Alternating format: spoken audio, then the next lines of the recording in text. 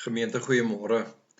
Ons teksgedeelte vanoggend kom uit Johannes 15 van vers 1 tot en met vers 17 en ek gaan lees hier van vers 9. Ek dink die opsomming van vanoggend se erediens is dat die Here vir ons kom herinner daarin dat geloofsgroei en ook die vermoë om lief te hê is iets wat nie uit onsself na vore kom nie, maar eintlik wat God bewerk in ons lewe. En daarom om te kan groei in ons lewe, om lief te hê, is 'n doelbewuste keuse wat ons maak om te bly of te woon in die teenwoordigheid van die Here. Ons lees in vers 9, soos die Vader my liefhet, het ek julle ook lief. Julle moet in my liefde bly. As julle my opdragte uitvoer, sal julle in my liefde bly, net soos ek die opdragte van my Vader uitvoer en in sy liefde bly.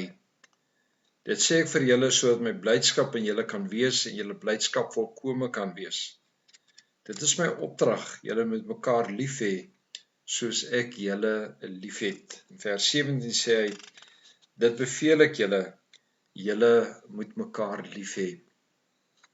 Gemeente, as 'n mens gaan kyk na huwelikspaartjies wat besig is om hulle beplanning te doen vir troue, is dat jy agterkom dat dit vir hulle belangrik is om in hulle huwelik geborge te voel.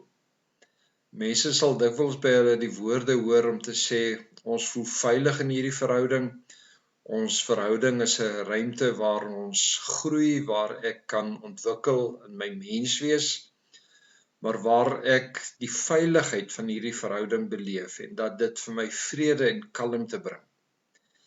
En in dit spandeer huwelikspaartjies baie tyd met mekaar, om mekaar nie net voor die tyd beter te leer ken nie, maar om regtig moeite te doen om te sê, maar ons wil van hierdie verhouding 'n sukses maak, en om 'n sukses hiervan te maak beteken dat ons eintlik mekaar moet ken en dat ons tyd met mekaar moet spandeer, want hoe meer tyd ons met mekaar spandeer, hoe beter ken ons mekaar en hoe meer is ons bewus ook van dit wat in die ander een se lewe gebeur. Ons teksgedeelte vanoggend word in 2 perikope opgedeel. Van vers 1 tot 8 word hier die metafoor gebruik van die wingerdstok en die lote as herinnering daarvan dat ons in 'n gemeenskap of in 'n verhouding met die Here moet lewe.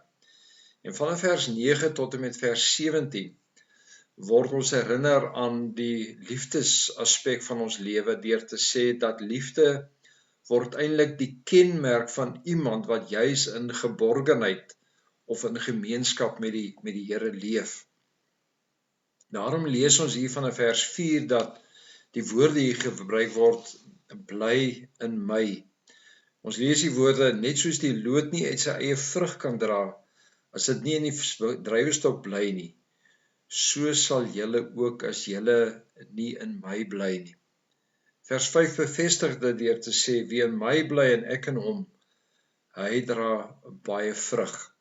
So uit hierdie gedeelte kom ons agter om vrug te dra is die resultaat eintlik van 'n lewe van geborgenheid ook teenoor die Here. So ons moet 'n doelbewus 'n keuse maak om te sê ek kies in 'n verhouding met God te bly, om 'n verhouding tot hom te leef. En wanneer ons dan daardie keuse maak, dan word dit dan ook sigbaar in die vrug wat na vore kom. As ons nie vrug dra nie, sê die gedeelte in vers 7 en vers 6 dat dan sal ons verdroog en die tuin hier sal ons afsny en weggooi en ons sal verbrand word. Die tweede gedeelte oor die liefdesaspek sluit ook hierby aan om te sê, soos die Vader my liefhet, het ek julle lief. Bly dan in my liefde in die 2020 vertaling.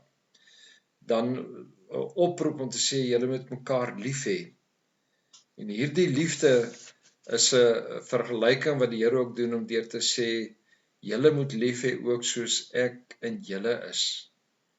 En konkreet kan ons hier eintlik sê, dat ons verhouding met God word eintlik 'n veilige ruimte. Dis die woonplek waar ons wil bly of wil kom vertoef.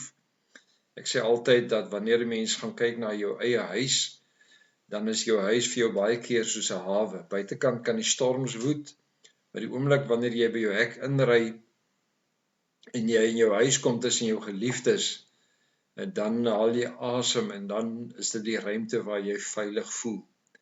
En net so word ons eintlik opgeroep dan om die Here dan ook die woonplek ook van ons lewe te kom maak. En is dit dat die Here dan vir ons sê dat om vrug te dra is iets wat God gee in elkeen van ons. Daarom die opdrag ook hier om te sê wees lief vir mekaar. In die Griekse teks is nie in die imperatief geskryf as 'n bevelsvorm nie, maar is eintlik geskryf as die gevolg van deur te sê vrug dra word sigbaar in ons liefde teenoor ander. En daarom iemand wat sê dat hy in 'n verhouding met God leef en dat die Here sy lewe rig en verander, se lewe verander ook, want jou manier van dink, jou denke, jou optrede, jou wil word anderste, want dit word nou gekenmerk ook vanuit die Here en dit wat die Gees van God ook in ons lewe kom doen. En daarom kan ons tereg sê dat iemand wat die vermoë verloor om lief te hê, is iemand wat sy blyplek verlaat het. Is iemand wat dit verleer het om in 'n verhouding met God te leef.